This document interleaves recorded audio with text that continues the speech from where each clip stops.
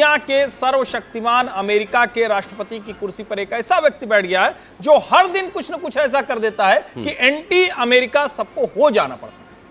मतलब उस तरफ लोग खड़े हो जाए। अच्छा, इसमें आपके मन में भी ये सवाल आ सकता है कि इस परेड में भारत क्यों नहीं था? अभी तो मोदी जी आए एससीओ से, तियानजिन से।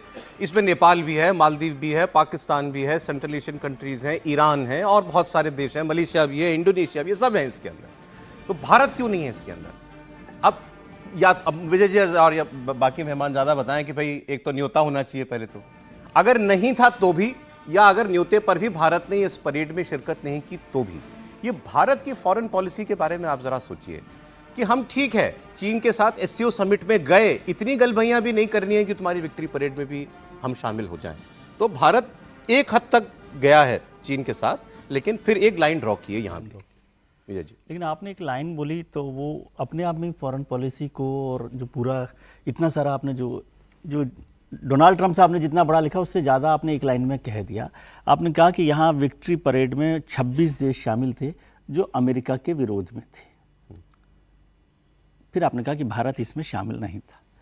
तो ये अपने आप फॉरेन पॉलिसी को बताने के लिए भी काफ़ी है कि हम एक उस तरह से दुश्मन के जैसे बिहेव नहीं करते। हम अपनी फॉरेन पॉलिसी को अपने अपने लक्ष्मण रेखा के साथ चलाते हैं। चीन के साथ भी गए, एससीओ की बैठक में भी गए, क्योंकि वो एक डिप्लोमेटिक फॉर्म है, मल्टी कंट्री फोरम है, उसमें आप गए हैं, उससे एक थोड़ा सा रास्ता खुला है। लेकिन अब वहाँ पर तीनों एक बड़े ताकतवर डेमोक्रेसी वाले कंट्रीज के साथ आप खड़े हैं। तीनों ऑटोक्रेट्स हैं, तो उनके साथ खड़ा होना भी अपने आप में एक बड़ी बात है कि क्या उसके साथ शामिल होना चाहिए। वो तस्वीर बड़ी अटपटी